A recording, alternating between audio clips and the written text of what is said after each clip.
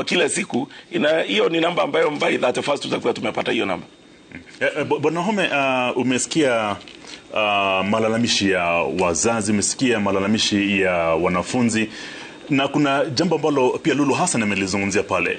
Unapoona kwamba watu wengi wanajaribu hata kutafuta masomo katika mataifa ya kigeni, na wewe unajizatiti pale kuweza kutafuta namna wanafunzi wale watasoma katika vyuo vyetu hapa nchini Kenya, taasisi za kiufundi hapa nchini Kenya, lakini wengi wanahiari kusomea hata katika mataifa ya kigeni, wahisi gapi kwa wapi?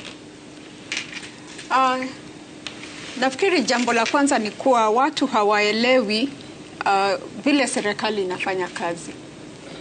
Tukiangalia wanafunzi waliokuwa wamefanya mtihani wa kidato cha 4 mwaka wa 2014 tulikuwa na namba ya 444,000. Sasa hiyo namba imekuwa mara mbili, double of that. Tulikuwa na about 887. So tunaona idadi ya watu inaongezeka, idadi ya wale wanafanya mtihani inaongezeka.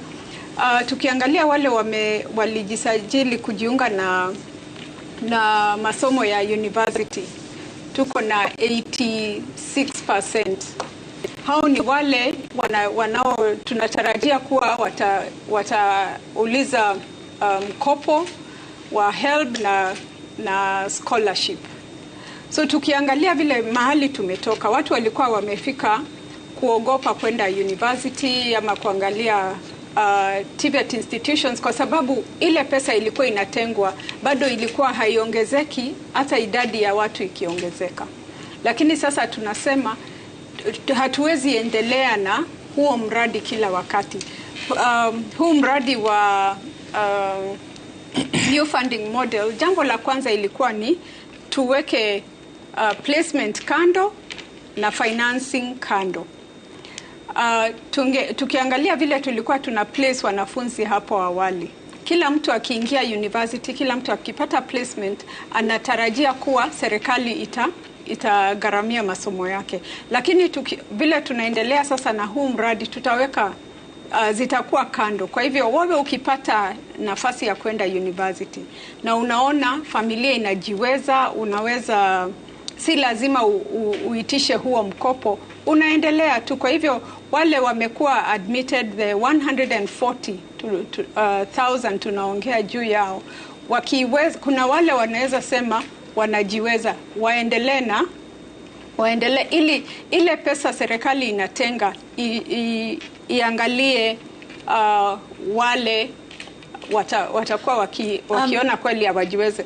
Lakini niruhusu niseme kuwa nilisikia watu wakisema kuwa kwa nini tumeweka fee ikiwa juu, kwa nini wakiangalia 612,000.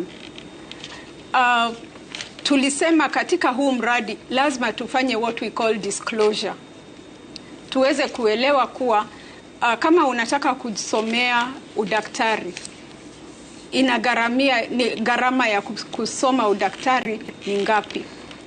Kama unafanya education ni ngapi? Kwa sababu tulikuwa tunasema leta 16,000, lakini hiyo si gharama ya masomo. Ukiangalia wale wanaenda ngambo pia walikuwa wanaambiwa contribute 1 point something. Hapa Kenya. Yeah, Dr. Wahome, I'm sorry, I just would like to interject for a moment, because you're saying